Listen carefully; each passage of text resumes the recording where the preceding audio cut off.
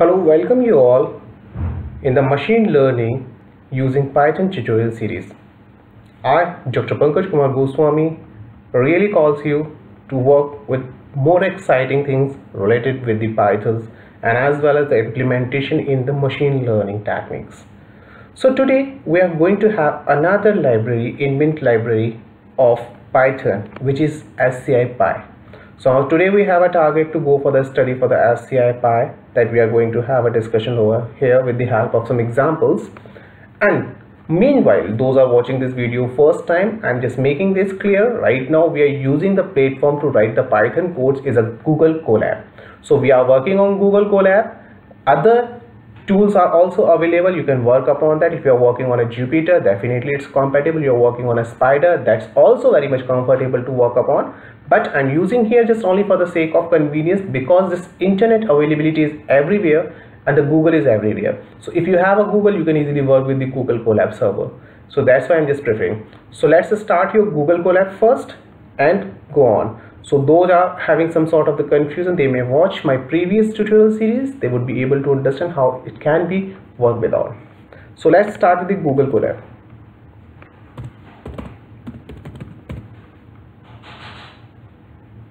So we are beginning with, so this is basically the Google Colab. This is, I have just opened only for you people. Let's begin up. So while we have here our Google files are open, so I'm just going to start with the new notebook.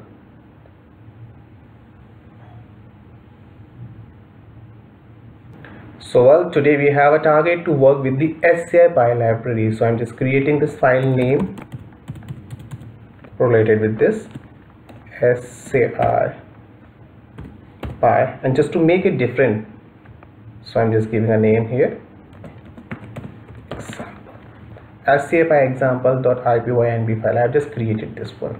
So I have a target to go for hash SciPy. So this is we are going to work today. So let's begin up. What exactly the SciPy?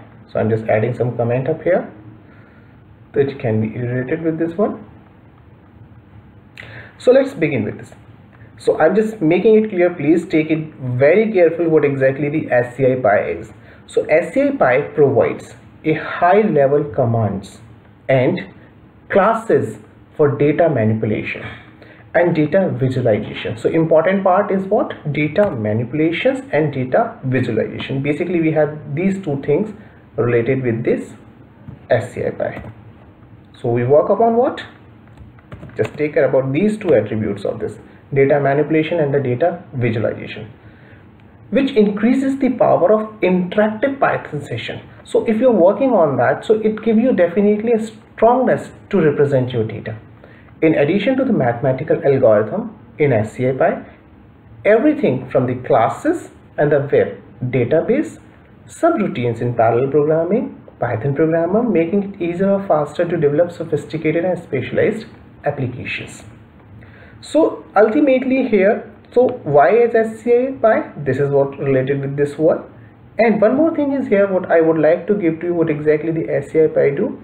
So SciPy library supports integration, like all kind of a basically scientific working function that are related with here. So here we have another attribute of this one.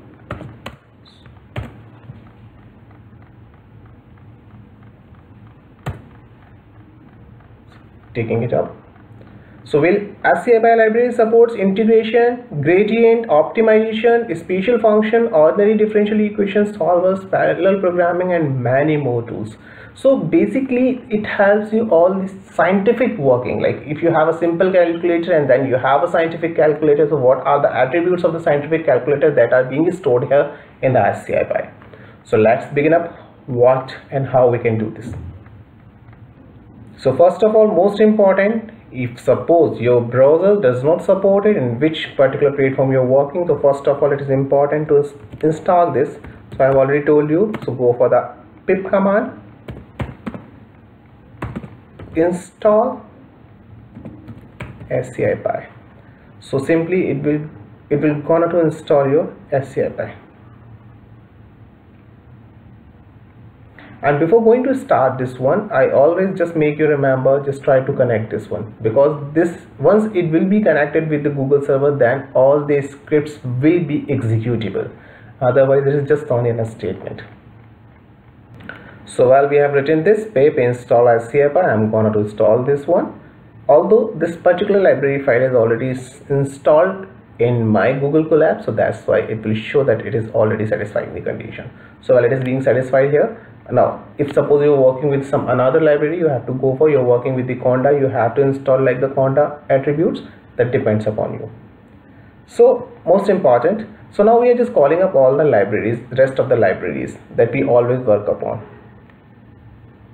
And importantly, if I suppose wish to add one more thing here, so this scpy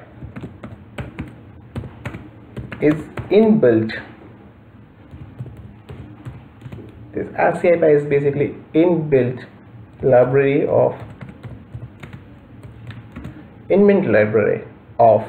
NumPy.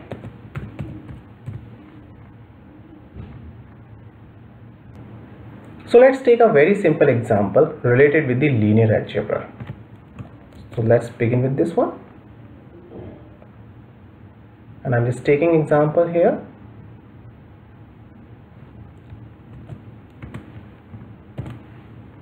As the example related to the linear algebra. So first of all, you have to go for importing the files. So I'm importing NumPy as NP, and then finally among the NumPy I'm just importing from scipy. So this is basically the library I'm importing here, the scipy import lin algebra. So basically this is importing the linear algebra function, so you can run upon this. So our two libraries has been called for that. So let's begin that, how this linear algebra is going to help us.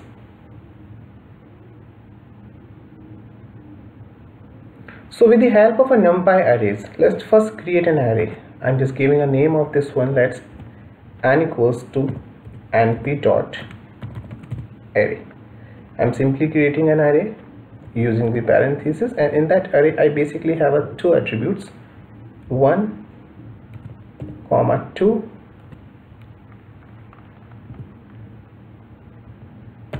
and third 3, 4. So basically I just created an array of 1, 2 and 3, 4 with the help of an NumPy array. So this is an input to be taken up. Let's take out an output. It is to be given as b. Another name I'm just giving to, creating another one, np dot array, and here I'm just taking another values. Let's say I'm just taking it's 8 and giving solution, another solution is given as 6. This is your own choice data set. I just created basically two arrays related with the a np dot array, and the b is given as the np.array 86 that I have just taken up. So now I'm looking to find out what else I can do with the help of this. So first of all, I'm looking to find out, suppose that we have an equation, we are going to solve this equation. So how we can go for, I'm just taking example what exactly I have just taken for this one. This is somewhat related with, I just take an example for you, hash, it is related a x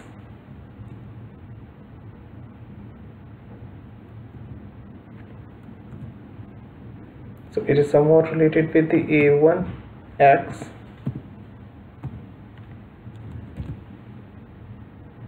a2 y equals to b1, and then a2, because we have 4 attributes, a3 x plus a4 y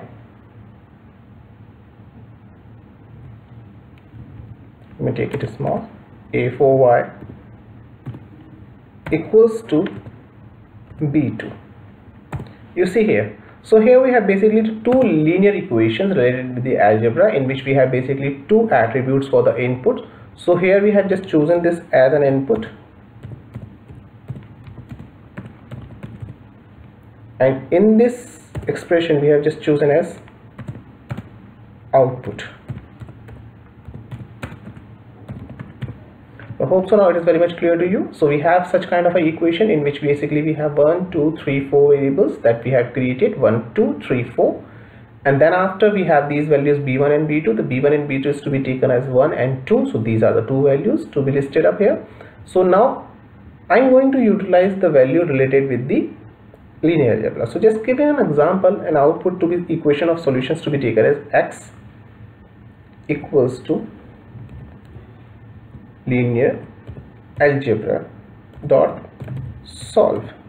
So I'm going to solve this, and what I have just taken a and b. So now we have a and b, we have equations. This is going to create the equation and trying to find out the solution. For convenience, let's to check what is the data a and b. We may have this print b. We are printing a b here, and then after we print x. So let's check out this program.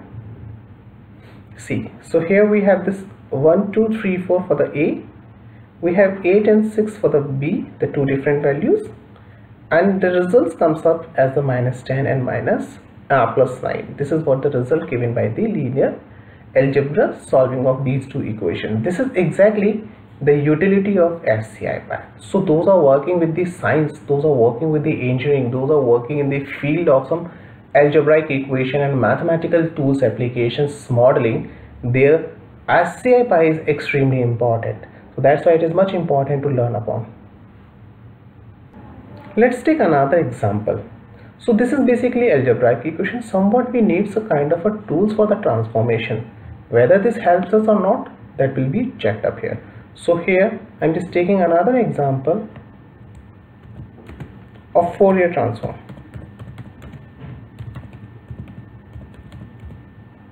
I'm taking this example here. So now from the SCI package we have to go to call from SCI Pi dot FFT pack. We have to go for this import FFT.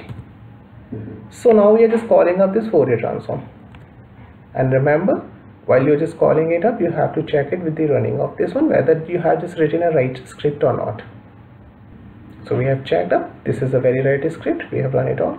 So now let's begin with.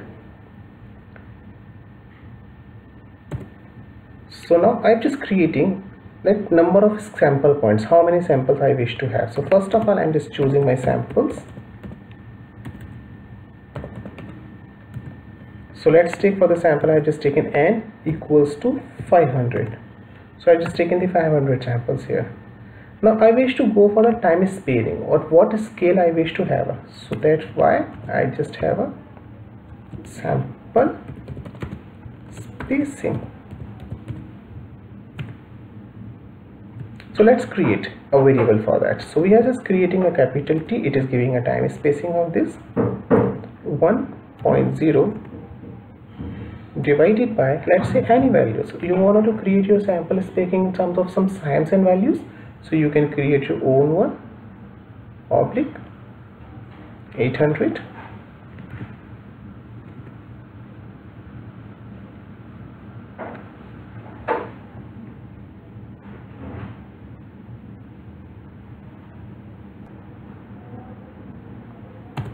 Now choosing the num x value using the numpy array, np dot, I have already told so many times we have a linear space option.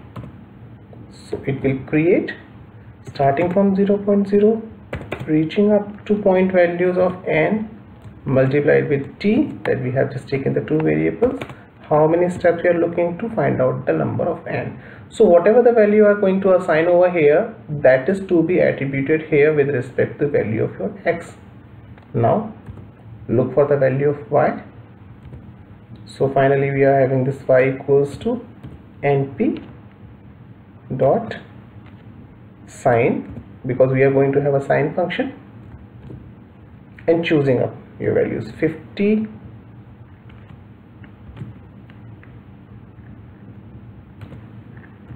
2 point,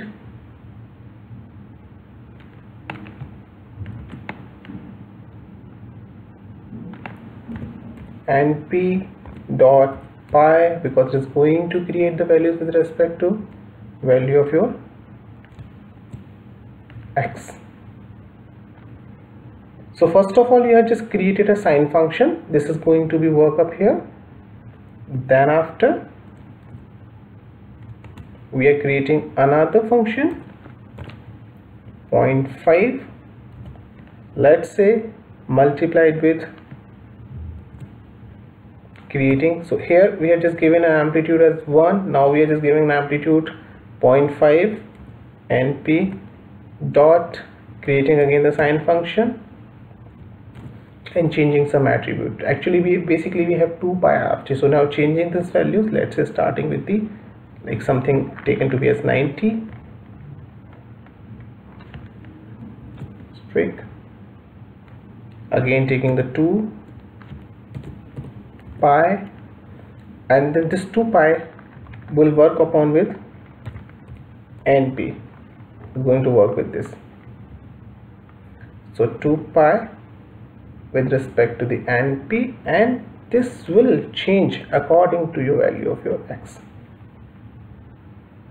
So see here, in this example we have just taken simply number of samples over which we are going to have a first Fourier transform to, and then we have just taken a basically sample, how many samples we are looking for.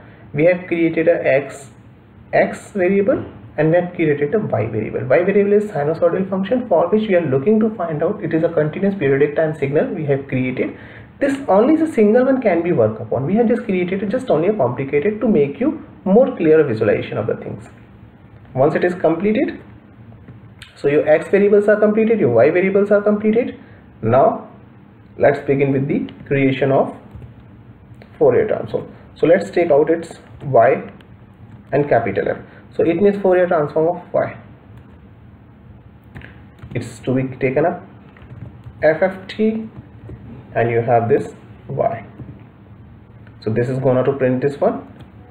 Then we have, let's create XF. If you wanted to show on the same axis, then you can go for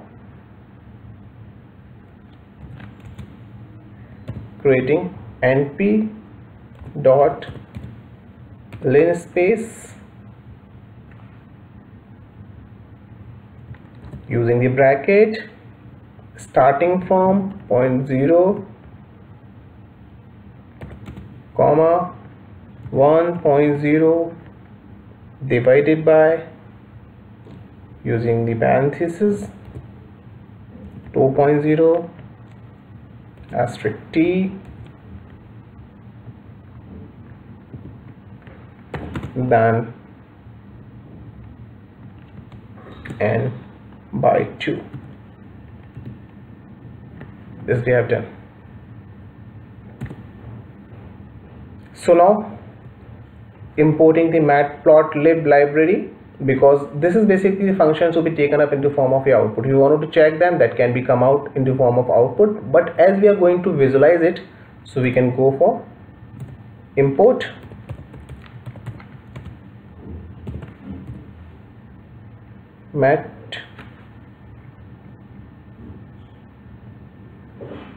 matplotlib.pyplot as plt. Gonna to plot this one, plt dot plot. So we have checked this xf. Now what we are going to plot? We are going to plot this one, this xf with respect to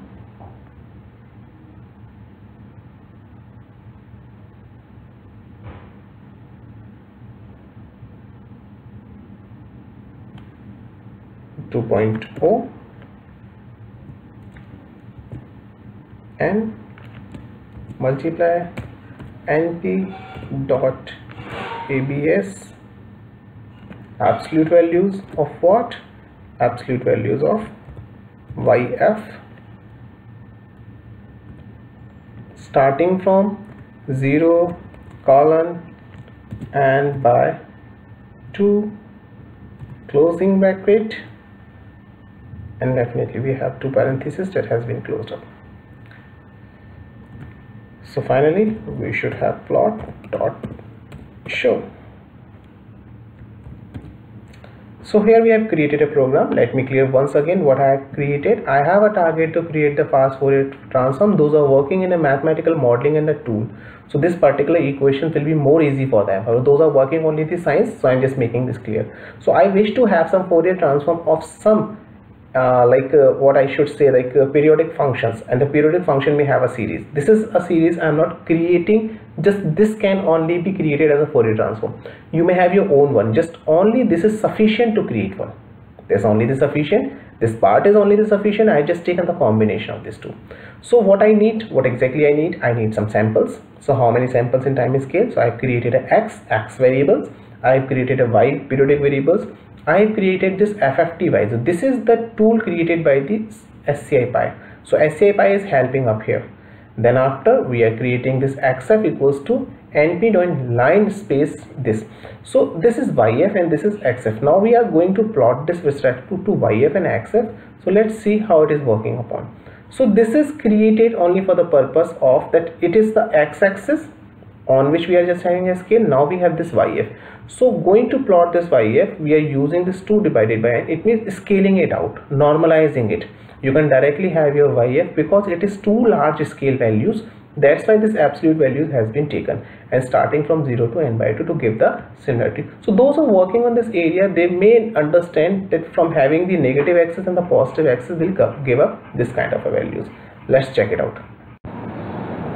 So let's check it out, this one. So we have completed this program using the SCIPy, especially going for the fast Fourier transform of this equation.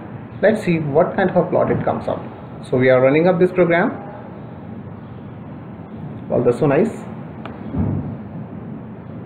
So here on the scale of 0 to 400 or the 500, that we have just given the samples here, and here we have just given the values. The plot has been created on the basis of what? The plot has been created on the basis of XF, which is being created using the linked space. It means created from the NumPy arrays. So at the second axis we have just taken as a YF, which axis is basically belongs to Fourier transform of this one. So this is just giving a complete analysis here on the x-axis as well as the y-axis. So see here, by using a simply SCIPy, one can easily go for having a different kind of integration and all the algebraic tools related with your programming, related with your algorithms. So it means this is just only an inbuilt library giving you facility to do more scientific calculation related with the analysis of your data. And while the Matplotlib is helping you to really get that plotting of all these data in the presentable form wherever it is required. Keep remembering about that NumPy is always giving you the data set values into the form of the required array. It means you can create data by using a different kind of floating, integer values, spacing values, or equally spaced intervals. So number of options are there. So using all these combination, one can easily go for designing, analyzing, representing their data. So hope so you all might be liking this video, and the meanwhile we'll just go for the next one. Till then, thank you very much. Bye bye.